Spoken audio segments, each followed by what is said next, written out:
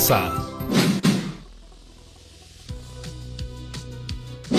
Bienvenidas y bienvenidos a una nueva semana de Aprendo en Casa.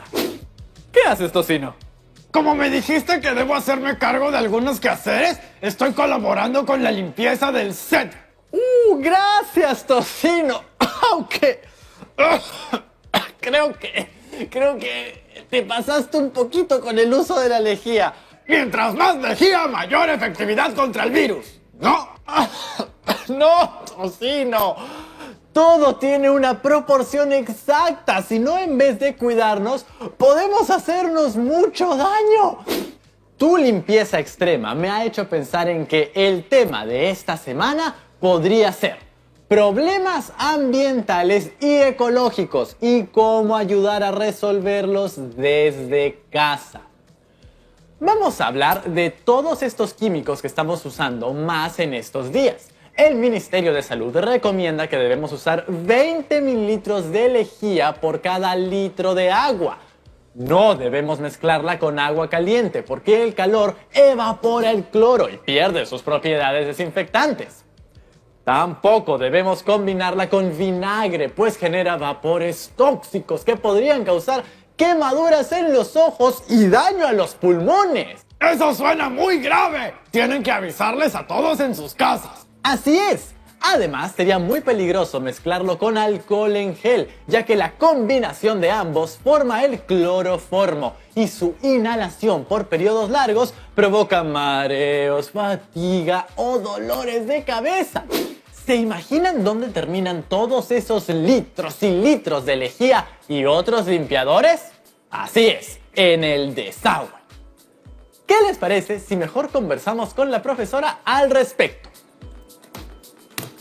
Hola chicas y chicos, ¿qué tal Rodrigo? Hola profesora Julia Enríquez. Como ahora usamos más estos productos de limpieza que antes, estuve investigando y descubrí que si no los usamos de forma correcta pueden ser dañinos.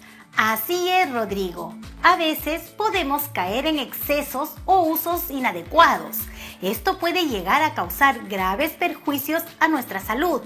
Ya que estamos en un programa del área de comunicación, ¿qué les parece si trabajamos un texto que nos permita comunicar estos mensajes? ¡Genial! Podemos elaborar un texto que brinde recomendaciones para el uso adecuado de los productos de limpieza en el hogar, cuidando de nuestra salud y el medio ambiente. ¿Qué les parece? Y al terminar, las próximas 2 semanas lo podemos poner en un fanzine. Un fanzine es como una pequeña revista temática. El término fanzine proviene de la unión de las palabras fan y magazine. Literalmente es una revista para fans. Es una revista de escaso tiraje y distribución, hecha con pocos medios por aficionados a temas como el cómic, ciencia ficción, cine, música, pop, etc. Nosotros la utilizaremos para reunir nuestros productos de las diversas áreas durante esta y la próxima semana. En el siguiente programa aprenderemos sobre su estructura y principales elementos. ¿Qué les parece si hoy hacemos algo diferente? Trabajaremos la comprensión de un texto, pero no escrito, sino oral. ¿Se refiere a un texto hablado en lugar de un texto escrito? ¿Qué te parece si hacemos un texto oral como reto de este programa? Ya. Entonces nos toca informarnos sobre el tema para realizar nuestro texto oral y podemos colocar las ideas principales que surjan en un texto escrito en nuestro fanzine. Veamos nuestro camino de aprendizaje de estas 2 semanas. Hoy vamos a analizar textos orales sobre los agentes limpiadores en el hogar. Asimismo, planificaremos un texto oral al respecto. En nuestra siguiente sesión de esta semana vamos a aprender sobre el fanzine, que será el soporte de todos nuestros productos de las diversas áreas durante estas 2 semanas. Asimismo, revisaremos nuestro texto oral para obtener las ideas centrales.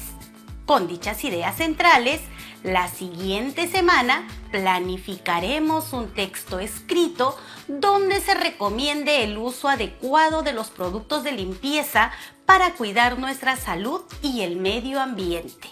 Finalmente, elaboremos y publicaremos la versión final de nuestro texto y la colocaremos como parte de nuestro fanzine. Conversemos un poco sobre el tema. ¿En qué medida ha cambiado el hábito de usar productos de limpieza en sus hogares? En mi casa se usaba desde siempre para la limpieza. Pero ahora, por la pandemia, su uso se ha intensificado. Los uso para desinfectar las suelas de los zapatos, o para rociar a las bolsas de compras, o hasta para desinfectar alimentos diluyéndolos en agua. Es cierto, dado que son necesarios para frenar la propagación del nuevo coronavirus, los usamos con mayor frecuencia. Pero como dijiste al inicio, no siempre hacemos un uso correcto y a veces con el afán de protegernos podemos hacer combinaciones de químicos que pueden perjudicar más nuestra salud. Profesora, ¿cómo analizamos un texto oral? Pues de manera muy similar a uno escrito. Cuando se trata de un texto oral, les recomiendo que además de prestar atención escuchando, tomen notas de las ideas que les parezcan importantes, sobre todo en casos como este, donde vamos a emplear la información para realizar un texto propio. Entonces debemos tener nuestra libreta u hojas y lápiz y lapicero para anotar. ¿Y qué sucede con todos los desechos que se están generando con las medidas de higiene que estamos adoptando para prevenir el virus? Pues te recomiendo adquirir guantes y mascarillas reutilizables. ¿Usar productos reutilizables no generan un riesgo o reducción de su efectividad?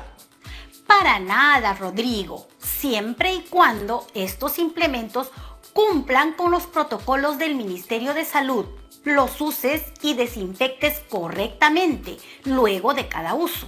No tendrás problemas y por el contrario te permitirán protegerte mientras proteges también el planeta. Las y los invito a escuchar el extracto de la siguiente noticia. Si alguna cosa buena hemos sacado del impacto del nuevo coronavirus en nuestra vida, es que en las ciudades se respira un aire más limpio por la importante caída de la contaminación ambiental. Sin embargo, el uso masivo de productos desinfectantes está empobreciendo la calidad del aire en los hogares. La salud del planeta también se ve perjudicada. Aunque no existen datos oficiales sobre cómo afectará al medio ambiente el mayor uso de desinfectantes, lo que está claro es que de una forma u otra estos acabarán en los desagües. Y es que utilizando una mayor concentración de desinfectantes no se va a conseguir una mayor desinfección. Lo que sí se consigue es poner en riesgo nuestra salud y la del medio ambiente. La proporción para la lejía, uno de los productos más usados, es de 20 mililitros por 980 mililitros de agua fría. Además de lo anterior, hay otro problema grave, y es el exceso de plásticos. La Organización de las Naciones Unidas estima que 13 millones de toneladas de plástico son arrojadas al mar cada año, y que la mitad del plástico producido a nivel mundial es para artículos de un solo uso. El buceador francés Laurent Lombard ha grabado imágenes cerca de Antibes, en la costa de Francia, el fondo del mar Mediterráneo, y está recibiendo mascarillas y guantes de protección. Según un informe del Fondo Mundial para la Naturaleza, WWF, si solo el 1% de las mascarillas se desecharan de forma incorrecta y se dispersaran en la naturaleza, se daría lugar a que hasta 10 millones de mascarillas al mes contaminaran el medio ambiente. Me quedo pensando en el texto oral que acabamos de escuchar y que analizaremos después de la pausa. ¡Ya volvemos! ¡No se vayan!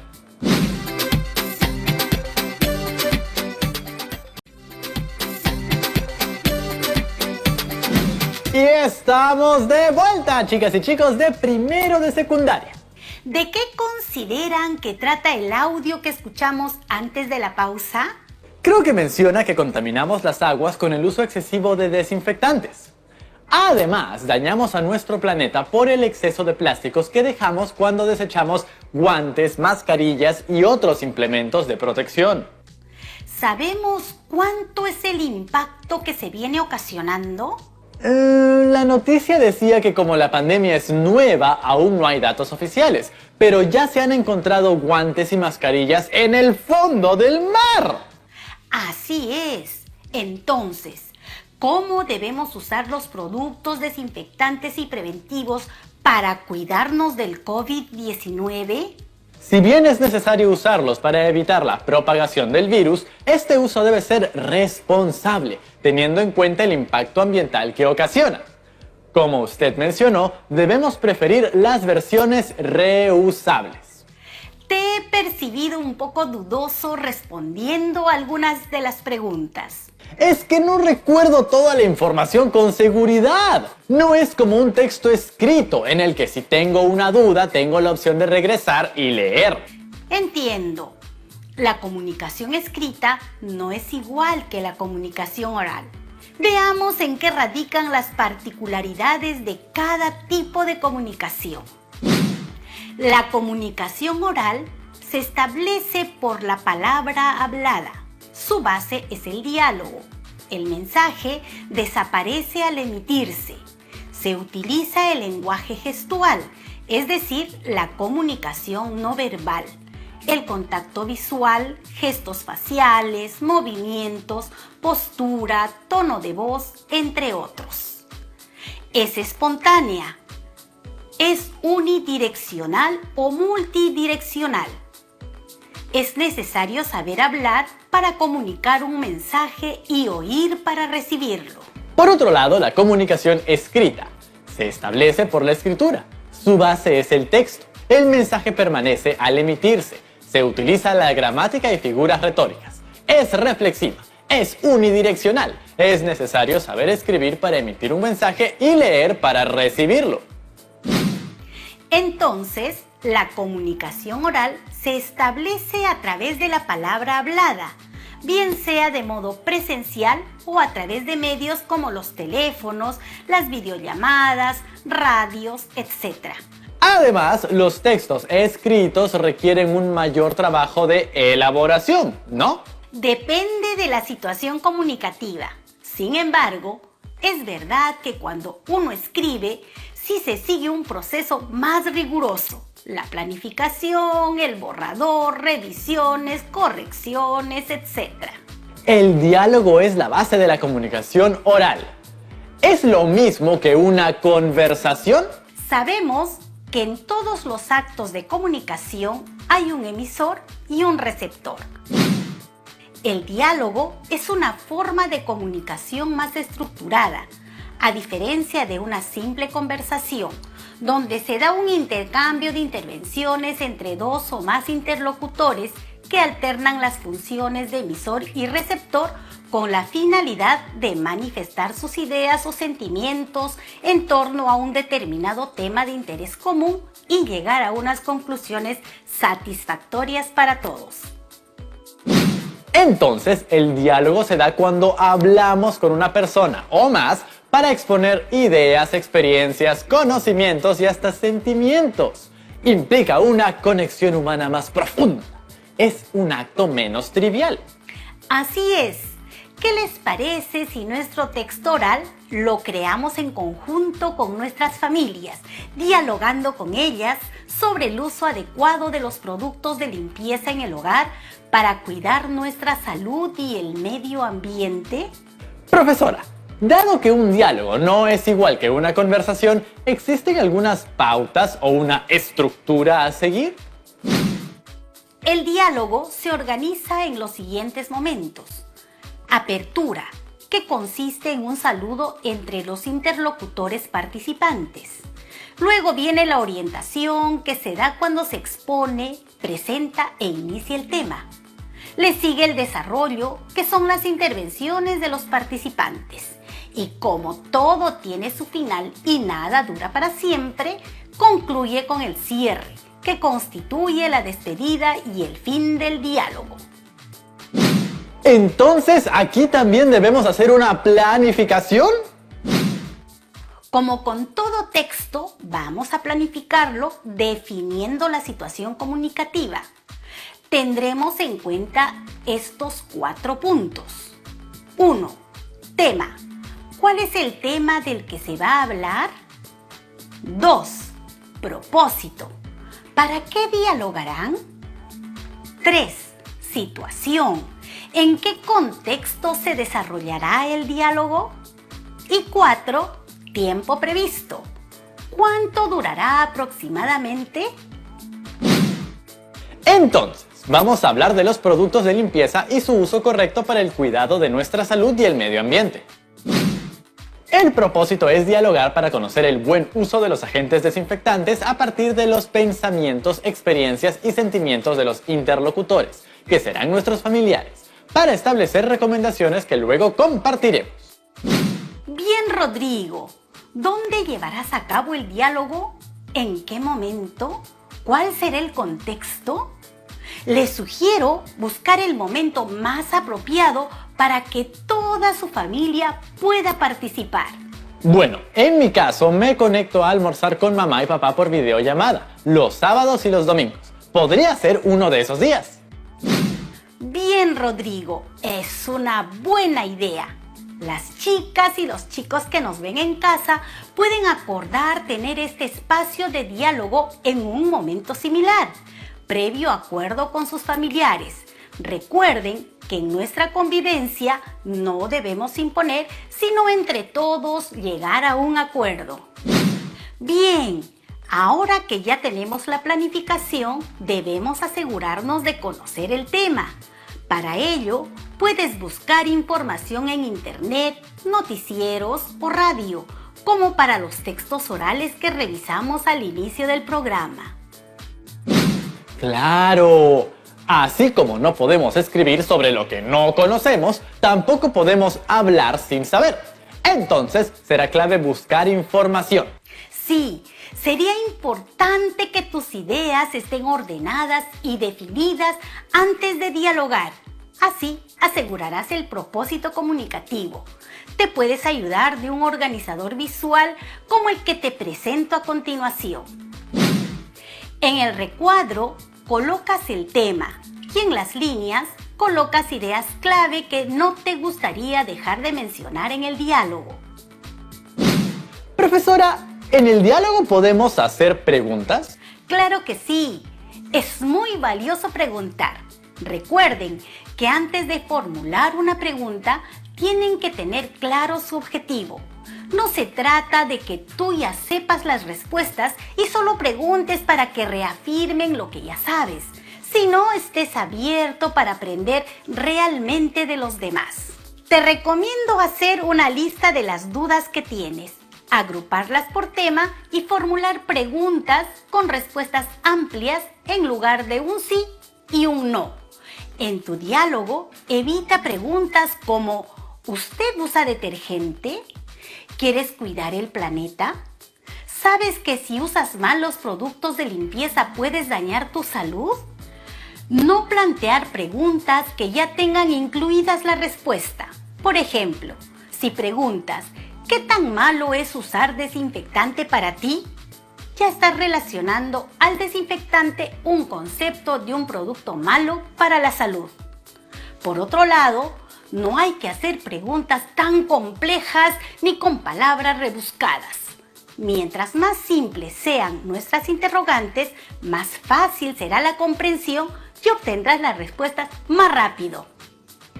Mire, profesora, tengo estas preguntas. ¿De qué forma podemos ser más responsables con el uso de los agentes de limpieza? ¿Qué se te ocurre que podemos hacer para disminuir el impacto de estos productos en el medio ambiente? ¿Qué recomendaciones debemos tener al momento de usar la lejía? Veo que este diálogo con tu familia será muy provechoso. Ustedes también deben plantear las preguntas que desarrollarán en el diálogo en sus familias. Profesora, para que el diálogo fluya con naturalidad, ¿cuál sería la forma de ordenar nuestras intervenciones? ¿Hay un moderador? No, Rodrigo. En un diálogo no se exige el rol de un moderador porque el intercambio de pensamientos se hace entre personas que están siguiendo un hilo comunicativo. Por eso exige mucho de la persona que tenga una actitud de escucha activa. Sin embargo, sirve mucho que establezcan algunas normas que organicen las intervenciones y aseguren su fluidez.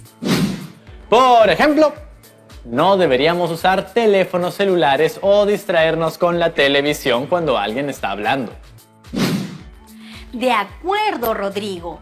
También deben esperar que la persona que se encuentra hablando termine para hacer una siguiente intervención. ¿Qué otras normas de cortesía se les ocurren para garantizar un buen diálogo? Recuerden que es importante que todas y todos los que participen las sepan y respeten durante todo el diálogo. Entonces, profesora, si ya tenemos listo todo lo anterior, ¿ya podemos dialogar? Así es, ya podemos empezar el diálogo. No hay una única forma de llevarlo, porque dependerá de cómo se va desarrollando el intercambio de pensamientos, pero deben asegurarse de que se cumplan y respeten los momentos del diálogo: apertura, orientación, desarrollo y cierre. Veamos. En la apertura saludamos a las y los participantes. Les agradecemos su tiempo y aportes. Luego, en el momento de orientación, presentamos el tema, que en nuestro caso es recomendaciones para el uso adecuado de los productos de limpieza en el hogar para cuidar nuestra salud y el medio ambiente. Además, presentaremos las normas de cortesía que permitirán alcanzar el propósito comunicativo, el tiempo que durará la actividad, entre otros. Ya con las reglas claras, sigue el desarrollo. Aquí viene el intercambio de pensamientos, cumpliendo las normas y los tiempos pactados. Puedes ir anotando las ideas que consideras importantes y que luego te ayudará para plasmar tus recomendaciones. Finalmente, terminamos con el cierre, momento en el que agradecemos a todas y todos los participantes por hacer contigo este ejercicio y nos despedimos. Profesora, ¿y qué recomendaciones debemos tener al momento de estar dialogando? Al momento de dialogar, intercalarás tu rol. A veces serás emisor y otras actuarás de receptor. Cuida que tu registro y contenido sea el adecuado, según el propósito, tema, situación planificada y tiempo previsto. También evita en todo momento desviar el tema. Cuando te toque escuchar, hazlo de forma activa. Te ayudará mucho que estés atento a las señales y no verbales. Un bostezo, un gesto, una mirada, y por ningún motivo interrumpan a su interlocutor para precisar, corregir o repreguntar. Esperen a que termine su idea. Creo que ya estamos listos para dialogar con nuestras familias, ¿no, chicas y chicos? Recuerden que de la reflexión que harán con sus familias, formularemos un texto de recomendaciones para el uso adecuado de productos de limpieza que colocaremos en nuestro fanzine.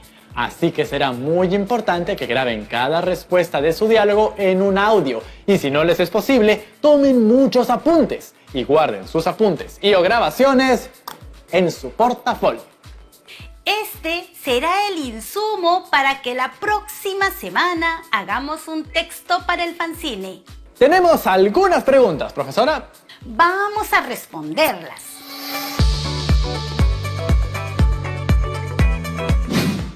Nuestra primera pregunta es de Pamela, de la ciudad de Pasco. Bienvenida. Hola maestra y Rodrigo, tengo una duda. ¿La comunicación oral siempre será espontánea? Aunque la mayor parte del tiempo nos comunicamos de forma oral y lo hacemos de forma espontánea y sin pensar tanto en la estructura, existen algunas formas de comunicación oral que sí ameritan una planificación. Por ejemplo, cuando vas a hacer un discurso, previamente tienes que ordenar tus ideas y hacer un borrador. También cuando vas a contar un testimonio, necesitas trabajar bien en plantear tu situación comunicativa y cómo vas a presentar tu historia para movilizar a tu audiencia. Lo mismo pasa si nos queremos preparar para un debate o para generar un diálogo como en el programa de hoy. Tenemos otra pregunta de Keila, de Pasco. Bienvenida y un gran saludo a todos los amigos y amigas en la ciudad de Pasco. Hola a todos. Profesora, ¿Es mejor un registro formal o el informal cuando hablamos? Ningún registro es mejor que el otro. La idea de ser formales, coloquiales o informales nace justamente del propósito que está comunicando y del contexto que rodea a la situación comunicativa. Por ejemplo, suena muy raro que en casa te expreses con palabras como estimada madre o despedirte diciendo sin otro particular quedo de usted, porque esa posición de respeto no es usual en el hogar. Lo mismo pasa si dices habla profe en lugar de decir hola profesora. Vamos con la siguiente pregunta de Brigitte de Cusco. ¿Qué tal, profesora y Rodrigo? Una consulta. En el programa hablo del lenguaje no verbal. ¿A qué se refería?